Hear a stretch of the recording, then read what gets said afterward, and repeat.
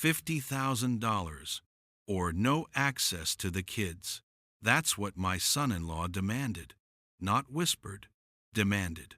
I didn't plan to become a stranger in my own daughter's life.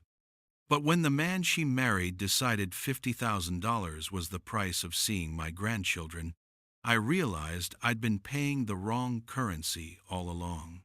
Before continuing, don't forget to subscribe to the channel and write in the comments, where are you listening from? My name is Robert Hayes. I'm 72 years old, a retired insurance executive, widower of 14 years, and as of 3 months ago, the grandfather who wasn't welcome at Christmas dinner unless he brought a checkbook instead of presents. The request came on a Tuesday afternoon. Not a request, really. More like an invoice delivered by my son-in-law's voice through my daughter's phone. "Dad, we need to talk about the kids' education." That was Jennifer. She still called me Dad then. Past tense. Feels appropriate now. I was in my study, the one Margaret and I designed together 30 years ago, when the shelves were supposed to hold travel books and photo albums instead of legal documents and bank statements. The afternoon light came through the window at that particular angle that made everything look softer than it was. "Of course," I said. "Is everything all right with their school?" A pause. Then Jennifer's voice shifted into that careful tone people use when they're about to ask for something they know is unreasonable. "Marcus has been doing the math. Private school tuition is $28,000 per child. That's $56,000 for both Lily and Jake. We were thinking about the legacy you'll want to leave them, an investment in their future." I remember my hand tightening on the phone. 20 years in insurance claims teaches you to hear what people aren't saying. The phrasing was deliberate. Not, "Can you help?" but, "We were thinking about your legacy. Jennifer, I've already contributed to their 529 accounts. 30,000 total just last year." Another pause. Then Marcus's voice, closer now. He'd taken the phone. "Robert, those accounts are fine for college. We're talking about preparing them for the world they'll actually inherit. Private school connections matter. Network matters. Unless you want your grandchildren competing with public school kids for second-tier opportunities." The way he said Robert instead of Dad or even Mr. Hayes was calculated. We'd never been close, but there had been a baseline of civility. This was different. This was a negotiation where he'd already decided the terms. "Marcus, $56,000 is a significant amount." $50,000, he corrected. "We're covering the difference ourselves. But here's the thing, Robert, Jennifer and I have been discussing boundaries. The kids are getting older. They're forming opinions. And frankly, your traditional viewpoints aren't always helpful. So we're thinking this could work for everyone. You fund their education at the level they deserve, and we make sure you're included in their lives. Regular visits, holidays, the whole family experience." The room got very quiet. Even the clock on the mantle seemed to stop ticking. "Are you saying that if I don't pay $50,000, I won't see my grandchildren?" "I'm saying that family is about investment, Robert. Emotional and financial. And we need to know you're invested." I thought about Margaret then. She'd been gone since 2009, and there were still moments when I'd turn to tell her something before remembering she wasn't there. This was one of those moments. She would have known exactly what to say. She always did. But Margaret wasn't there. And I was alone in our study, being told by my daughter's husband that my grandchildren came with a price tag. "I need to think about this." I managed. "Sure, take your time. But Lily's birthday is in 2 weeks. Would be nice if Grandpa was there." Just saying. The line went dead. I sat there for 20 minutes, maybe longer. The light shifted across the floor in that slow, indifferent way light has when your life is coming apart. Then I did what I'd trained myself to do for 40 years in insurance. I pulled out a spreadsheet and started calculating. The numbers were worse than I thought. Jennifer's wedding in 2008, $47,000. The venue she absolutely had to have. The photographer who flew in from New York. The dress that cost more than my first car. Down payment on their house in 2011, $85,000. Marcus's job at his father's firm was described as promising, but apparently not promising enough for a mortgage deposit. 3 years of car payments when Marcus's startup failed, $34,000. The startup that was going to revolutionize local advertising, but mostly revolutionized how quickly venture capital could disappear. The kitchen renovation in 2018, $53,000. Because entertaining Marcus's clients required granite countertops and a wine fridge that cost more than my monthly pension. Last year alone, medical bills when their insurance lapsed, $14,000. Summer, camp for both kids, $8,000. The family trip to Turks and Caicos, where I wasn't invited but somehow my credit card was, $11,000. Total over 12 years of marriage, $473,000. That's not counting birthday gifts, Christmas presents, the emergency loans that were never repaid, or the borrowed furniture from my garage that now lived permanently in their basement. $473,000, and now they wanted $50,000 more. With threats attached, I made a second spreadsheet. This one was simpler. Visits with grandchildren in the past year. 4. Total hours, approximately 11. 2 of those visits were drop-offs, where Jennifer left the kids with me while she and Marcus went to couples therapy that apparently took 6 hours and involved shopping bags when they returned. Phone calls with Jennifer, 23. Average length, 4 minutes. Topics: money in 18 conversations. Her problems with Marcus in 4, asking about my health in 1. Last time Marcus said thank you, I stopped scrolling through my memory after reaching 2016. Last time Jennifer asked how I was doing without immediately following with a request, I honestly couldn't remember. I sat in that study until the room went dark and the automatic lights flickered on, startling me. Margaret's photo on the desk looked back at me with that knowing smile she had, the one that said she could see through nonsense to the truth underneath. I know, I said to her picture. I should have seen it sooner. But seeing it and knowing what to do about it were different things. These weren't strangers. This was my daughter. My grandchildren. The family I had left after Margaret died, and the world rearranged itself into something smaller and lonelier. The phone rang. Jennifer? I almost didn't answer. Dad? You've had some time to think. Marcus really needs an answer. The school deadline is Friday. Jennifer, can I ask? Sure. But when's the last time you asked me over for dinner? Not to watch the kids while you went out. Just dinner. As family. A pause. Dad, we've been really busy. Marcus's work has been intense. And with the kids' schedules, your mother's birthday was 3 months ago. You didn't call. Dad, I meant to, but my birthday was in August. You sent a text at 10:30 at night. This isn't fair. You're making me feel guilty when we're trying to have a conversation about the kids' future. No, Jennifer. Marcus is having a conversation about my bank account. There's a difference. The phone went quiet. Then Marcus's voice again, sharper now. Listen, Robert. We don't have time for guilt trips. Yes or no? Are you invested in these children's lives or not?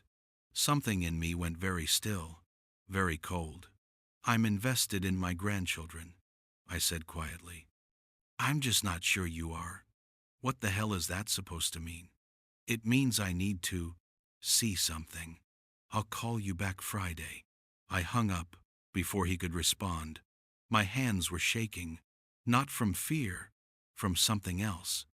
Something that felt like the moment before you jump into cold water, knowing it's going to shock your system but doing it anyway because staying on the shore isn't an option anymore.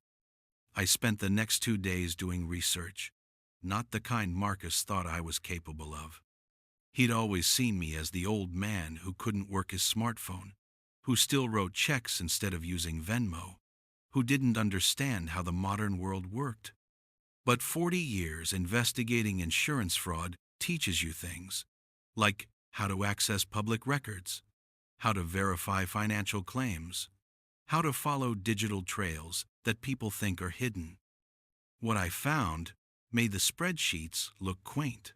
Marcus's father's firm, where Marcus supposedly worked in business development, had no employee by that name listed on their corporate filings. Not for the past 3 years. I called the main office, pretending to be following up on a business card I'd received. The receptionist was polite but clear. "No Marcus Winters here, sir. Perhaps you mean our consultant network?" Consultant network, which meant 1,099 contractor, which meant no steady salary, no benefits, no health insurance from work. The house they'd bought with my down payment, remortgaged twice. Current debt, $412,000 on a property, Zillow valued at $390,000. They were underwater and sinking. 3 credit cards in Jennifer's name, total balance of $67,000. Interest rates averaging 22%. A personal loan from Marcus's parents, $90,000, taken out 18 months ago. Public record because they'd secured it with a lien on the house. The private school they wanted me to fund? Their current tuition was 4 months overdue. The school had sent 2 formal notices. I found them through a connection I still had at the county clerk's office. Legal filings are public record when they involve collection proceedings. They weren't asking me to invest in the children's future. They were asking me to bail them out of the present. Again. And they decided to use my grandchildren as leverage. I sat with this information for a long time, made myself coffee, walked around the house Margaret and I had built together, the one we'd paid off by living carefully and saving deliberately and not pretending we had money we didn't earn. There's a specific kind of anger that comes from being underestimated, not the hot, explosive kind, the cold, calculating kind that settles in your chest like ice and doesn't melt just because time passes. Friday afternoon, I called Jennifer back. "Dad, finally. Did you talk to your financial advisor?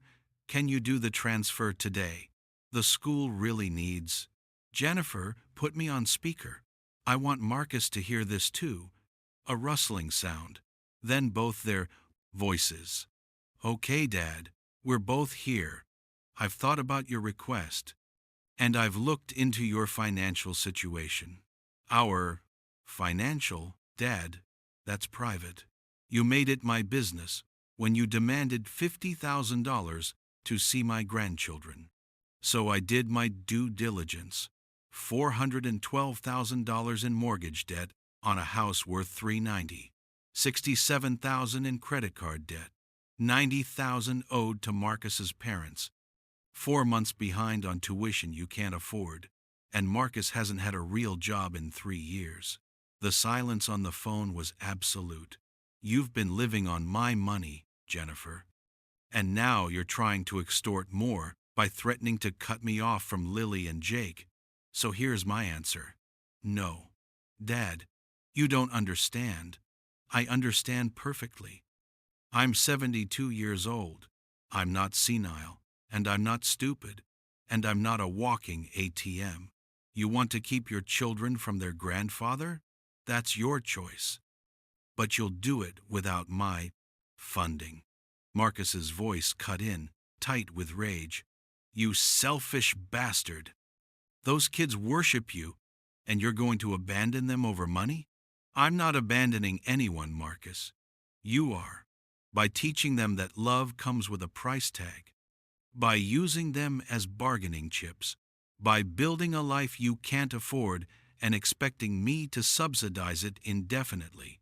We'll tell them, Jennifer said, her voice shaking. We'll tell Lily and Jake that you chose money over them. That's when I felt something break inside me. Not collapse, break clean.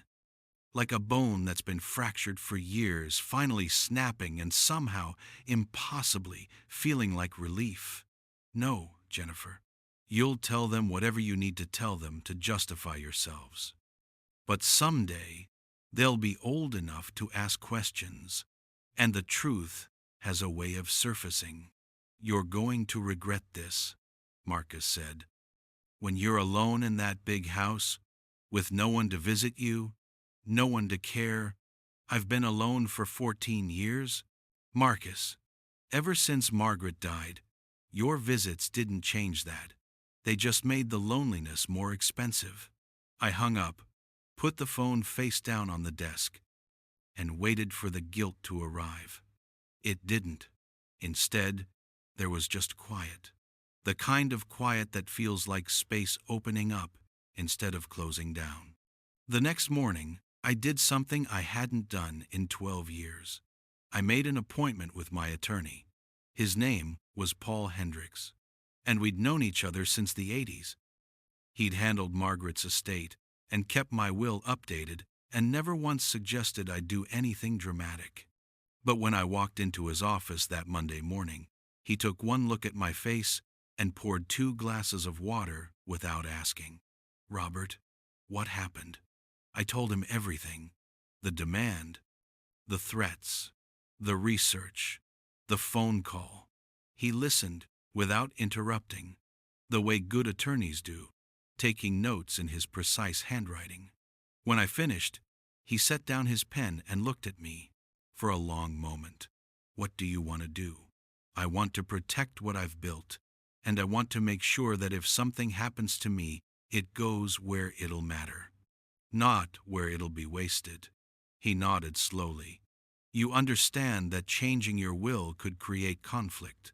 Jennifer could contest it. This could get ugly. Paul, it's already ugly. At least, this way it's honest. We spent 3 hours going through options.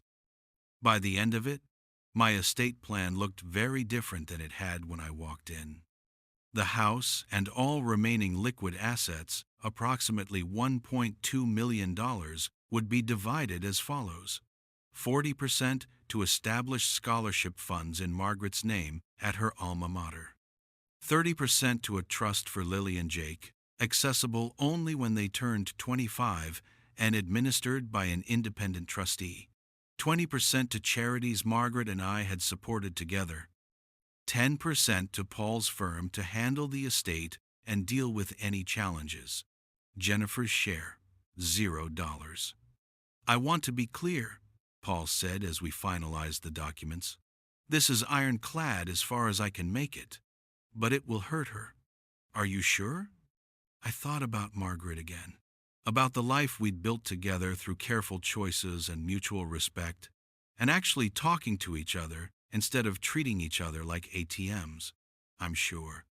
But Paul, there's one more thing. I reached into my jacket and pulled out a letter I'd written that morning. My handwriting, not typed, 2 pages. This goes with the will. To be opened by Jennifer in the presence of the executor after I'm gone. Not before.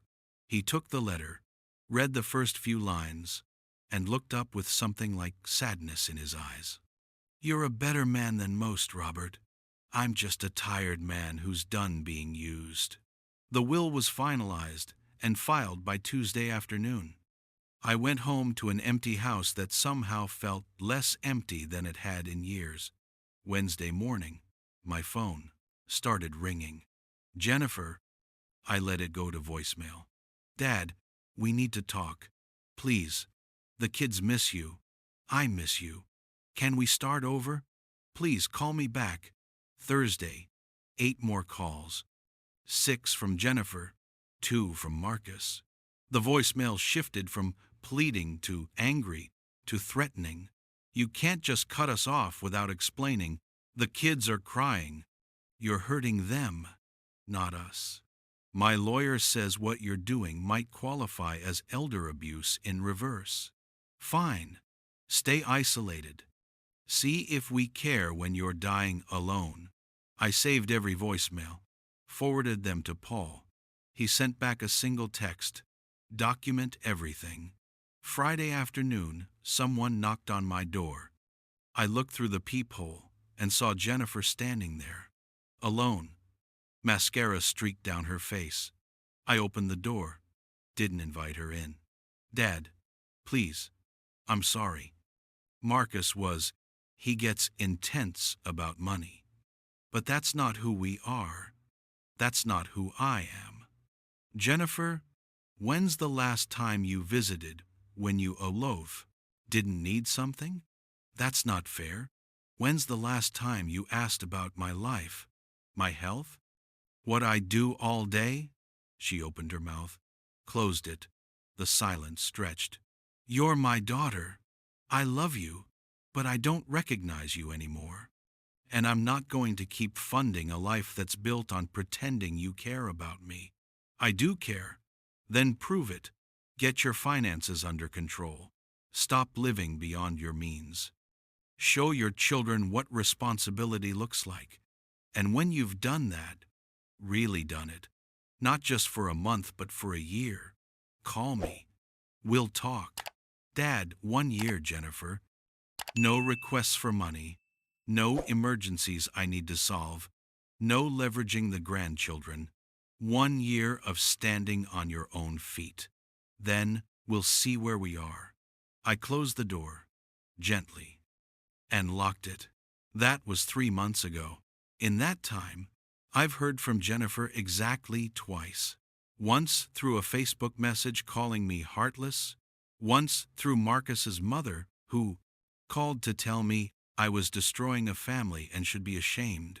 I told Marcus's mother about the $90,000 they owed her and suggested she focus on her own financial exposure. She hung up without responding. But I've also heard from other people. Margaret's sister, who I hadn't spoken to in months, called to catch up, just to talk. My old colleague from the office invited me to lunch. We spent 2 hours discussing nothing important and everything that mattered. Last week, I got a letter, not from Jennifer, from Lily, my 11-year-old granddaughter. The envelope was addressed in her careful handwriting. Inside was a single page. Dear Grandpa, Mom says you're mad at us. I don't understand why.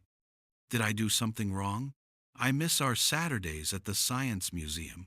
I miss you explaining how things work. Mom says you chose money over family. I don't think that's true. But I don't know what is true. I love you. Please write back. Love, Lily. I sat at my desk with that letter for an hour. Then I wrote back, Dear Lily, you didn't do anything wrong, not a single thing. I'm not mad at you or your brother. I'm just setting boundaries with your parents because grown-ups sometimes need to learn lessons too. When you're old enough, I'll explain everything. Until then, know this. I love you and Jake more than I can say. And when you're ready, when you really need me, I'll be here. Always. Love, Grandpa. I sent it to her school address, the one I found on their website. Whether she'll get it, I don't know. Whether Jennifer will intercept it, I can't control. But I wrote the truth, and I sent it into the world. Some days are harder than others. The house is quiet. The holidays are coming, and I'll spend them alone. Again. But there's a difference between loneliness and peace. I'm learning that now. Last night, I took Margaret's photo down from the desk and really looked at it. That smile. That knowing look. You would have stopped this years, I told her, before it got this bad. The photo didn't answer, but somehow I knew what she would have said. You're not an ATM, Robert. You're a person. Act like it. So that's what I'm doing. I'm living carefully, saving deliberately, supporting causes that matter, and waiting, not for Jennifer to apologize, not for Marcus to suddenly develop character, just waiting for my grandchildren to grow old enough to ask their own questions, to see the patterns, to decide for themselves what family actually means. Because the truth is, I did choose.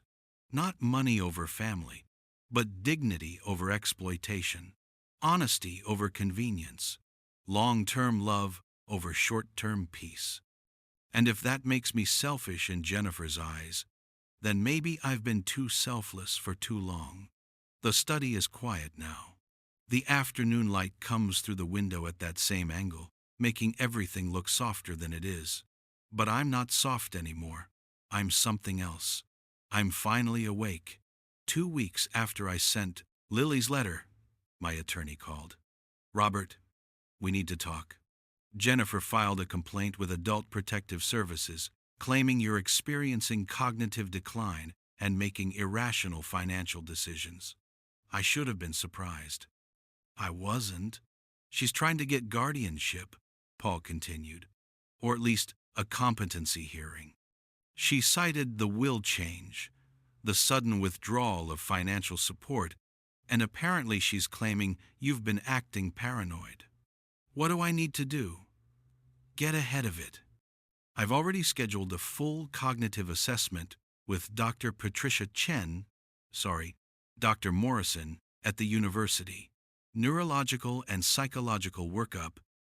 We'll also document your financial decision-making process with your accountant and bank statements showing decades of sound choices. This is going to be uncomfortable, but it's necessary. When? Tomorrow morning, 8 a.m. The appointment took 4 hours. Memory tests, logic puzzles, financial scenarios, psychological questionnaires.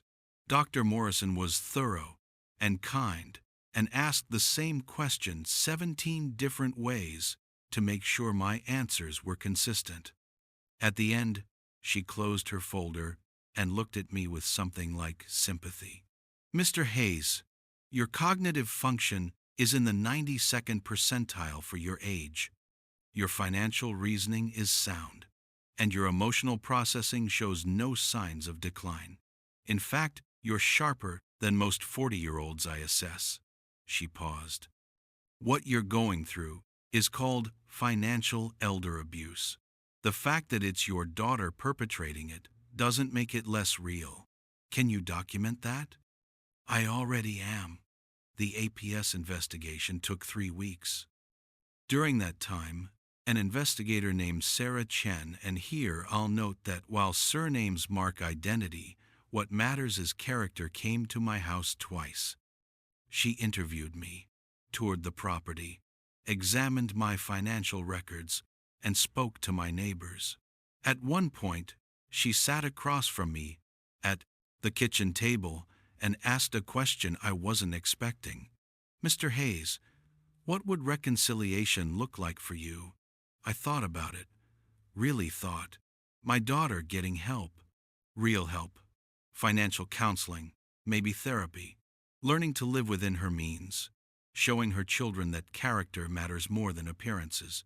And most of all, I had to stop, clear my throat. Most of all, visiting because she wants to, not because she needs something. Sarah nodded, made a note, closed her folder. The investigation is complete. There's no evidence of cognitive decline, no signs of exploitation in your direction, and substantial evidence of financial coercion from your daughter and son-in-law. I'll be closing this case as unfounded. My report will reflect that you're making sound decisions in response to documented abuse. After she left, I sat in the kitchen for a long time. The vindication should have felt good. Mostly it just felt tired. That night, Marcus called. First time in 2 months. The APS thing didn't work, he said without preamble. But we both know you can't keep this up forever. You're 72. You need family. We're willing to move past everything if you're willing to be reasonable.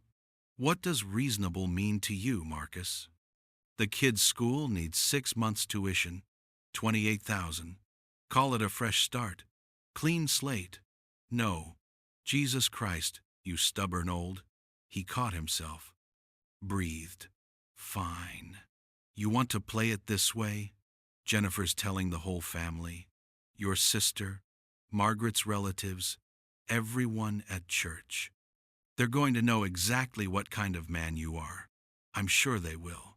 You think you're so smart, don't you? With your investigations and your lawyers. But here's what you don't understand, Robert. We control access to those kids. You'll die without ever seeing them again. That's on you. The line went dead. I sat there holding the phone, waiting for the pain to hit. The fear of dying alone, the grandfather guilt. But it didn't come. Because Marcus had miscalculated something fundamental. I wasn't afraid of dying alone. I'd been alone since Margaret died. Every interaction with Jennifer and Marcus over the past decade had just been more expensive loneliness. What I was afraid of was dying as a fool, as someone who enabled dysfunction and called it love, as a man who taught his grandchildren that money solved problems instead of creating them. And I wasn't going to die that way. Not anymore. The next morning, I called my accountant and my attorney. We spent an hour on a conference call, and by the end of it, we'd established something new. The Margaret Hayes Foundation for Financial Literacy and Educational Excellence. Initial funding, $300,000 from my liquid assets. Mission, provide financial education and scholarships to young people from families struggling with debt. Admin, professional management company. Not me. The rest would continue as C. Planned trusts, charities, the university fund. By Thursday, the foundation was registered. By Friday, it had a website. By Monday, the first scholarship applications were open. Jennifer found out through Facebook. Her cousin posted a congratulatory message on my page, tagging the foundation. The phone call came at 8:30 that night. A foundation? You created a foundation while telling us you don't have money to help your own family? Jennifer, I have plenty of money. I'm just choosing to invest it in people who'll use it to build something instead of fill holes they dug themselves. This is revenge. You're doing this to hurt us. No. I'm doing this to help people who want to help themselves. The fact that it excludes you isn't revenge. It's just accuracy. Mom would be disgusted. That stopped me. Not because it hurt. Because it was so transparently false. Your mother, I said slowly, spent 30 years volunteering at the Financial Literacy Center, downtown. She taught budgeting classes to single mothers. She believed that teaching people to manage money was more loving than just giving it to them. So no, Jennifer. Your mother would understand exactly what I'm doing. The question is, why you don't. Silence. Then, I don't even know who you are anymore. I'm the same person I've always been. You just noticed I have boundaries now. She hung up. That was 6 weeks ago. Since then, the foundation has funded 4 scholarships. 12 people have completed the financial literacy course. 2 families have written to tell me the budgeting program helped them avoid bankruptcy. Margaret would have loved it. Not because it was mine, because it was necessary. I still have hard days. Moments when I see a kid Lily's age at the grocery store and feel the absence like a weight. Times when I pass the science museum and remember explaining exhibits to her, watching her eyes light up with understanding. But I also have moments of clarity, conversations with old friends who I'd neglected while managing Jennifer's emergencies. Time to read, space to think, a life that's mine again instead of a resource to be mined. Last week, something unexpected happened. A letter arrived from Jake, not through Jennifer, through my neighbor, Mrs. Patterson, who apparently Jake had asked to help mail it secretly. Grandpa, Mom says you don't want to see us anymore. But Lily says that's not true. She showed me your letter. I'm only 9, but I'm not stupid. I heard Mom and Dad fighting about money. About you. I don't understand everything, but I understand some. I miss our talks about baseball. I miss you. Mom says I can't email you. But Mrs. Patterson said she'd mail this if I asked. I'm asking. Love, Jake. I read it 3 times. Then I called Paul. Can she legally prevent them from contacting me? If there's no court order restricting contact, no. Parental control over mail is tricky, but kids have some rights to family, relationships, especially with grandparents, though it depends on the state and specific circumstances. What if I want to see them? File for grandparents' visitation rights. But Robert, that's a court battle. It's expensive, emotionally brutal, and there's no guarantee you'll win. What if I don't do anything? You wait. Document everything. Those letters are gold. They show the kids want contact. If Jennifer's actively preventing it without cause, that matters. But mostly, you wait for them to get old enough to choose. That night, I wrote back to Jake, told him I missed him too, that I'd never stopped wanting to see him and Lily, that the problems were between adults and had nothing to do with how much I loved them. I gave it to Mrs. Patterson. She promised to hand it to Jake when he came by to mow her lawn next week, a job she'd hired him for without Jennifer knowing, apparently. That boy needs pocket money that isn't tied to his mother's mood, Mrs. Patterson told. And between you and me, Robert, your daughter always was a piece of work. Coming from a 76-year-old Lutheran church secretary, that was damning. But it was also validating. Other people saw it. The pattern wasn't invisible. 3 days ago, Jennifer's Facebook post appeared, the one Marcus had threatened. Some people choose money over family. Some people would rather fund strangers than help their own grandchildren. Some people let pride destroy relationships. I'm heartbroken, but moving forward, teaching my kids that we don't need people who don't value us. It was shared 43 times. Most comments were supportive of her. Poor Jennifer. Narcissistic father. Elder abuse in reverse. But 3 comments were different. One from Margaret's college roommate. Strange definition of value from someone who demanded $50,000 to maintain contact.